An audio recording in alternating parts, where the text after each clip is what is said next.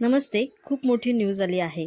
अमेरिकेने इराणच्या 3 न्यूक्लिअर साईटवर हल्ला केला आहे, असे अमेरिकेचे राष्ट्राध्यक्ष डोनाल्ड ट्रम्प यांनी त्यांच्या ट्विटरवर सांगितले आहे. यावरून सोना चांदीचं आता काय होऊ शकतं हे पाहणं खूप गरजेचं आहे, कारण या हल्ल्यामुळे कदाचित सोना चांदीवर इफेक्ट होताना आपल्याला दिसून येईल.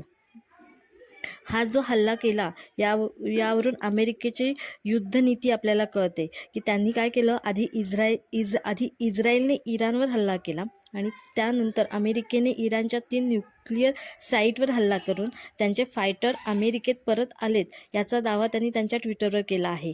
यावर इराणने मोठा दावा केला आहे की या हल्ल्यामध्ये आमच्या इथे कुठलीही जीवितहानी झालेली नाही आहे.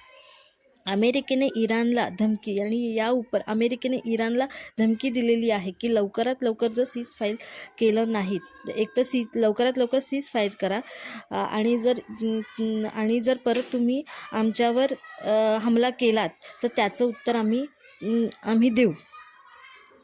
यावर आता इराण काय करते, रशिया काय करते, चीनचं काय म्हणणं आहे किंवा चीन काय करतं, कोण या युद्धामध्ये भाग घेईल, कोणता देश कोणत्या देशाच्या बाजूने उभे राहील, हे पाहणं खूप गरजेचं आहे.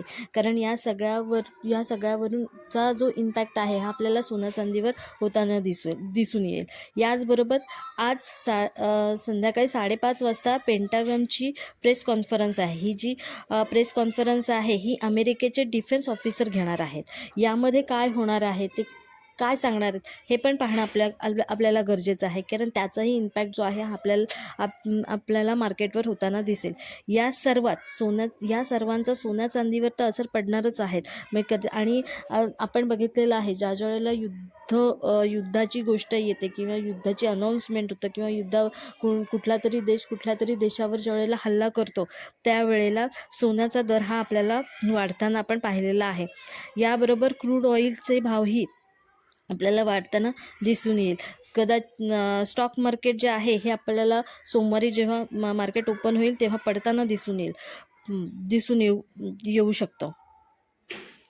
याचा इम्पॅक्ट आहे हा फक्त स्टॉक मार्केटवरती पडणार नाही आहे, तर या युद्धाचा इम्पॅक्ट जे आहेत हे सर्व देशांवर व सर्व मार्केटवर आपल्याला पडताना दिसून येणार आहे. त्याच्यामुळे या सगळ्याचा अभ्यास करून आपल्याला मार्केटमध्ये टिकून राहणं खूप गरजेचं आहे.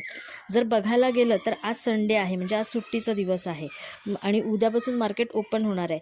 तर आजच्या सुट्टीच्या दिवसापासून मार्केट ओपन होईपर्यंत काय घडामोडी होणार आहेत ह्याकडे आपल्याला लक्ष देणं गरजेचं आहे. इराण काय करतंय, अमेरिका काय करते, इस्रायल काय करतोय पाहणं गरजेचं आहे की इराण संधिवार्तेसाठी तयार होतोय, युद्ध चालूच राहणार आहे की ते पलटवार